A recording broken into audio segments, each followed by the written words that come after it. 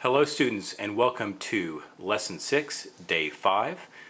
You may be expecting an ear training lesson today, but we're going to do something a little bit different. The answers to Joy to the World are going to be in your handouts. We only had 2 lines left, so you can find those answers and play through Joy to the World. However, we're going to look at something that people are always curious about on pianos, and that's the use of the pedals. Now, if you have a grand piano or most upright pianos, you're going to have 3 pedals and they're going to look like what you're looking at right now. If, however, you have a keyboard, you may not have a pedal at all. Or if you do have a pedal, you may just have one pedal that kind of detaches and it can plug in. Let me just kind of go over what the pedals are on a regular piano, and then I'll explain what you have if you just have one pedal with your keyboard. As you can see, there's 3 pedals, one on the left, one on the middle, one on the right. The one on the left is commonly called the soft pedal. The one in the middle is called the sostenuto pedal, and the one on the right is called the damper or the sustain pedal. I'm going to go ahead and call it the sustain pedal because that's what it's popularly referred to in most terminologies. Okay? If you have a keyboard and you have just one pedal, you don't have a sostenuto and you don't have a soft pedal. Instead, what you have is the sustain or damper pedal. Okay? So what you may want to do now is just kind of press some of those pedals down. So they may be stiff depending on how long your piano was worked on. But in a second, I'm going to go to another view, and we're going to look at the inside of the piano, and I'm going to show you how each one of these pedals work. Okay? So we're going to go ahead and change the camera angle now. We're going to be looking inside the piano, and I'm going to show you how the pedals work and some tips and tricks to avoid common pedaling problems. Okay, students, welcome back, and we're looking inside the piano. In this case, this is a grand piano. This is the word Steinway right here, in case you can't read it. This is what it looks inside most grand pianos. If you have an upright piano, of course, the strings and the hammers don't go this way, they just go up and down. Let's first look at the pedal on the left, the soft pedal. I'm going to press the soft pedal down. You may be able to see, depending on your screen resolution, a little motion in here, right down in here. What you see is the hammers moving to the right.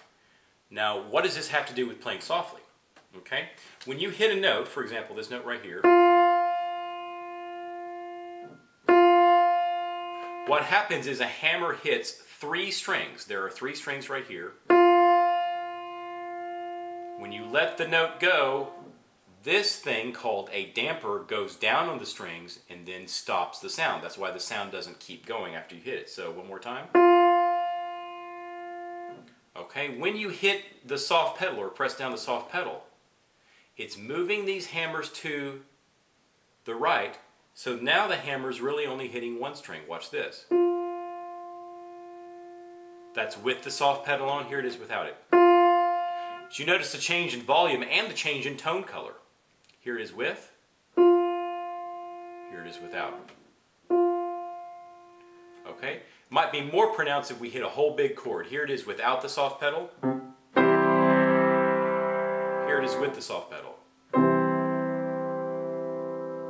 Depending on how good your computer speakers are, you'll probably notice a difference in the volume and the difference in the tone color. Best thing to do is get on a grand piano sometime if you don't have access to one and just kind of play around with this, and you'll eventually see what I mean. Okay, let's look at the middle pedal, which is called the sostenuto pedal. This is very, very, very rare. In all my years of playing piano, I can only think of about maybe 7 or 8 pieces that require this. And they're all classical type pieces.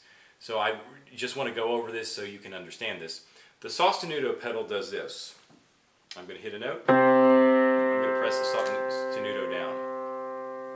Notice what you see is these 2 dampers, I played 2 notes, are now holding those 2 notes down.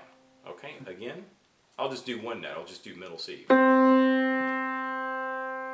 That middle C is being held if I play other notes.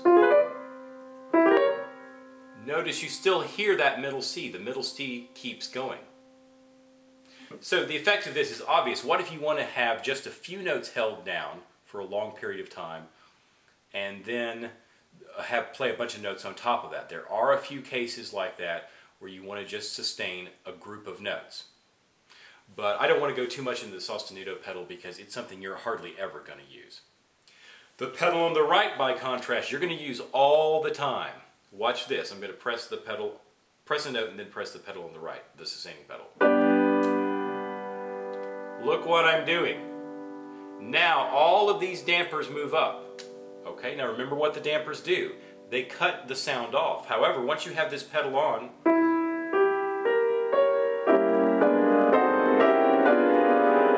every single note I play after pressing that pedal down is now going to be sustained. Watch this. You're hearing probably about 20 or 30 different notes right there at the same time. The reason for this sustaining pedal is obvious. First of all, it allows you to connect things without using your hands. Obviously, your hands can only stretch so far.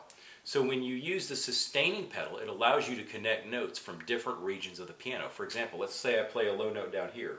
I want this low note to connect to a note way up here, and then a note down here.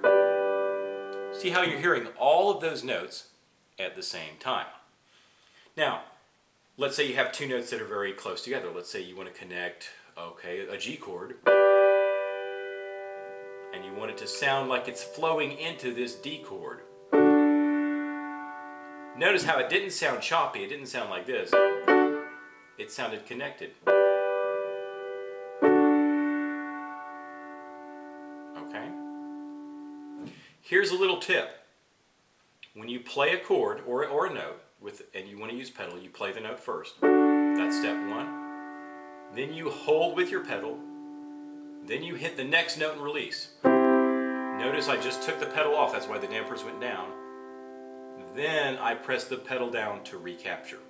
So really fast it looks like this. Play, capture, hit, release, and recapture. I'll do a few more. Here's just with one note. I play it, I captured it with pedal. It's going to keep going even though I took my hands off. I know you can't see that. Now I'm going to play another note, release the pedal, and then recapture. The most common problem by far that people have is they do this. Look at what I did. Instead of releasing the pedal in between the two notes, look at what happened. I forgot to change the pedal so it sounds muddy. When you don't change the pedal, look at what happens. You hear all these notes. For example, I'll go from a C chord to a G chord to a D chord. Do you hear how you're hearing all those chords at the same time? That doesn't sound too pretty after a while. That's going to sound really, really muddy. So you want real concise pedal changes. Capture, release, recapture, release, recapture.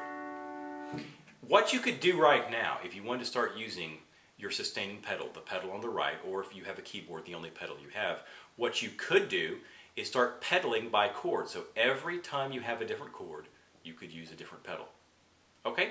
I hope you learned something from this. This is something people always ask me about, and as we enter the second half of the class, we want to learn all kinds of interesting things about music and about the piano itself. Okay? I'll see you in lesson 7.